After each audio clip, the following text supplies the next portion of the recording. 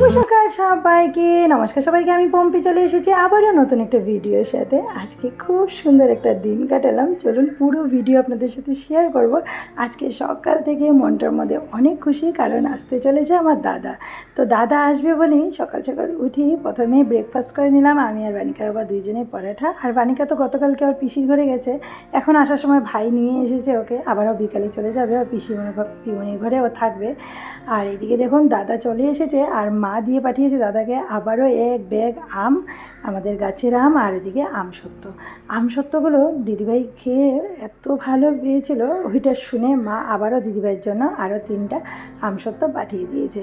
তো এই আমসত্ত্বর ডাব্বাটাই আমরা খুলবো না, ডাইরেক্ট নিয়ে দিদিভাইয়ের বাসায় দিয়ে দিব। আর এদিকে দেখুন দাদা এসে ঘরে ঢুকতে না ঢুকতেই চলে এসেছে এত বৃষ্টি।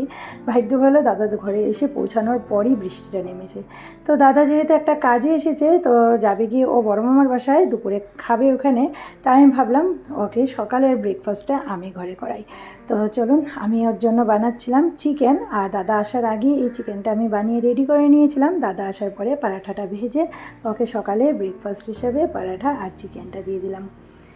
তো দাদা এসে হাত মুখ ধুয়ে নিল, তারপর ওকে চা দিয়ে দিলাম প্রথমেই খেতে। যেহেতু ওর চায়ের পোকা, ও চা খেতে খুব ভালোবাসে, ওই জন্য ওকে প্রথমেই চা দিয়ে দিলাম। তারপর এই যে চিকেন আর পরাঠা দিয়ে দিয়েছি ওকে ব্রেকফাস্ট করতে। তো দাদা এদিকে ব্রেকফাস্ট করছে, আর বাইরেটা দেখুন এত পরিমাণ বৃষ্টি পড়ছে। বৃষ্টিটা কমলে দাদা চলে যাবে মামার বাসায়, তার জন্য ও শুয়ে আছে। আর এখানে ভাগ্নির সাথে মানে বানিকার সাথে লাগালাগি করছে। তো যাই হোক, দাদা আর বানিকা ওইদিকে গল্প করছে, আর বানিকা বাবাও আজকে ঘরে আছে। আমি এদিকে দুপুরের জন্য রান্না বসিয়ে দিয়েছি। যেহেতু আমার দাদা ভাই সবাই, আমিও ডালের বড়ার তরকারি খেতে খুব ভালোবাসি, তেমনই হয়েছে আমার মেয়ে বানিকাও। আমরা সকলেই ডালের বড়ার তরকারি খেতে খুব ভালোবাসি। তো মসুর ডালটাকে ভিজিয়ে বেটে নিয়েছিলাম, তারপর একে একে ওই চুলায় বড়া করে নিচ্ছি, আর এদিকে তাড়াহুড়া করে তরকারিটা করে নেব। তো যেহেতু সকালে মাংসটা হয়েছে, মাংসটা রয়ে গেছিলো, আর এদিকে দুপুরের জন্য করেছিলাম ডালের বড়ার তরকারি। এই রান্নাই করব। এই রান্না করে তাড়াতাড়ি করে খেয়ে টেয়ে আমরা চলে যাব একটু বাজারে। তো দাদা আসবে, ওই জন্য দাদাকে নিয়ে একটু বাজারে যাব। একটু দিদিভাইয়ের বাসায়ও নিমন্ত্রণ আছে, বিকেলে যাওয়ার কথা আছে দাদাকে নিয়ে। তো বিকেলে যাব দিদিভাইয়ের বাসায়। এই যে এখন বাজে বিকেলে 5:30, আমরা সবাই রেডি হয়ে বেরিয়ে পড়েছি। চলে এসেছি আমরা ফ্যান্সি বাজারে। আর ফ্যান্সি বাজারে এসে দাদার কিছু কেনাকাটি ছিল, কাপড় জামা কিনেছে। তারপর আমরা এখানে খুব সুন্দর ঘোরাঘুরি করলাম। আর বানিকা আবার দোকানে কিছু কাজ ছিল, তো ও চলে গেছিলো দোকানে আমাদেরকে ছেড়ে, আর আমরা সবাই মিলে কেনাকাটি করেছি। এখন চলে এসেছিলো বানিকা বাবাও। আমরা যাওয়ার টাইম, আমরা অনেকক্ষণই বাজারে ছিলাম।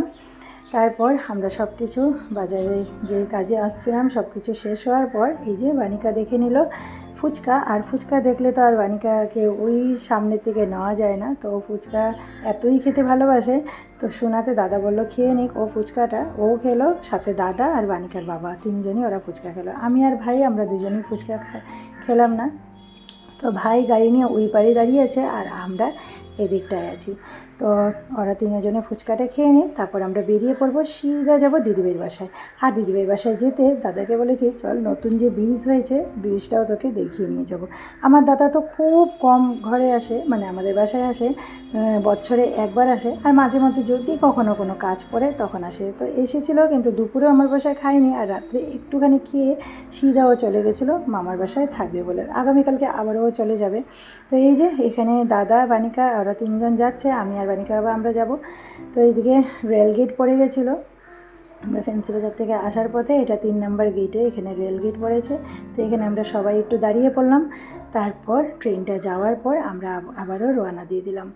তো এখন আমরা যাচ্ছি ঘরের দিকে, আর ঘরে না গিয়ে যাবো সিধা দিদিভাইয়ের বাসায়। দিদিভাই বারবার ফোন করে একই কথা বলছিল দাদাকে নিয়ে যাওয়ার জন্য। দাদা তো আসেই না, গুয়াহাটিতে খুবই কম আসে, তাই জন্য দিদিভাই বারবার বলে দিয়েছিল দাদাকে নিয়ে যেতে, যাওয়া হয় দিদিভাইয়ের বাসায়। তো চলুন, এই যে নতুন ব্রিজের প্রথম, তো যেদিন নতুন ব্রিজটা ওপেনিং হয়েছিল আমরা এসেছিলাম, কিন্তু এই দিকটা দিয়ে আমরা ওঠা হয়নি, মানে আমি উঠিনি। তো আজকে প্রথমেই আমি এই নতুন ব্রিজের এই দিকটা দিয়ে উঠলাম, আর সিধা এদিক থেকে গিয়ে লকরাত সামনেই নামবো। দিদিভাইয়ের বাসায় তো লাল গণেশ। তো দিদিভাইয়ের বাসায় যাওয়ার পথে ভাবলাম আমরা ব্রিজ দিয়ে যাই, দাদারও ওঠা হয়ে যাবে ব্রিজে। আর ব্রিজে উঠে আমরা একটা জায়গায় দাঁড়িয়ে অনেকক্ষণ এখানে থাকলাম, একটু গল্প করলাম, ভিডিও করলাম, ফটো তুললাম, খুবই মজার আজকে দিনটা কাটালাম দাদার সাথে, সত্যি খুবই ভালো লেগেছিল দাদা আসাতে।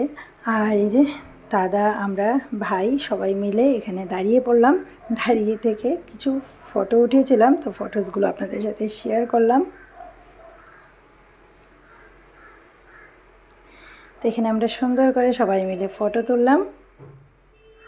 তারপর চলে এসেছি দিদিভাইয়ের বাসায়। আর দিদিভাইয়ের বাসায় এসে দেখছি দিদিভাই আগেই সব কিছু রেডি করে রেখেছিল। এখানে বানিয়েছিল দিদিভাই ম্যাগি দিয়ে চাউমিনের মতন করে।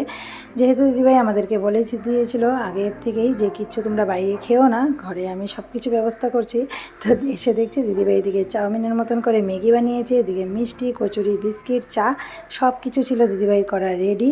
বলছিল আসার পথে, আসার পরই আইসক্রিম খেতে, কিন্তু আমার যেহেতু মাথা ব্যথা ধরেছিল আমি নিয়ে বসে গেছি চাটা খেয়ে। তারপর আসার পথে আইসক্রিম খেয়ে বেরিয়ে পড়লাম দিদিভাইয়ের বাসার থেকে। চলে এসেছিলো দাদার ফোন, কারণ দাদা যাবে মামার বাসায়, মামার বাসায় আবার তাড়াতাড়ি গিয়ে ঘরে ঢুকতে হয়, তাই ঘরে নিয়ে এসে পড়লাম দাদাকে। এসে দাদাকে রাত্রে ডিনার করিয়ে দিলাম।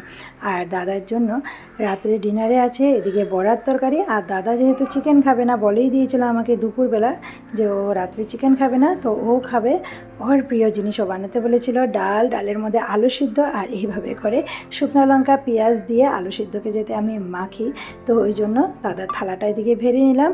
আলু সিদ্ধ, ডিমের অমলেট, এদিকে আছে ডাল, মসুর ডাল একটু ঘন ঘন করে বানিয়েছিলাম, আর এদিকে বড়ার তরকারি। এই দিয়ে খেয়ে দাদা চলে গেছে। এই খাওয়া দাওয়া করে দাদা চলে গেছিলো মামার বাসায়। আর আজকের ভিডিও এই পর্যন্ত। কেমন লাগলো আপনাদের নিশ্চয়ই কমেন্টে জানাবেন, ভালো লাগলে লাইক করে আমার পাশে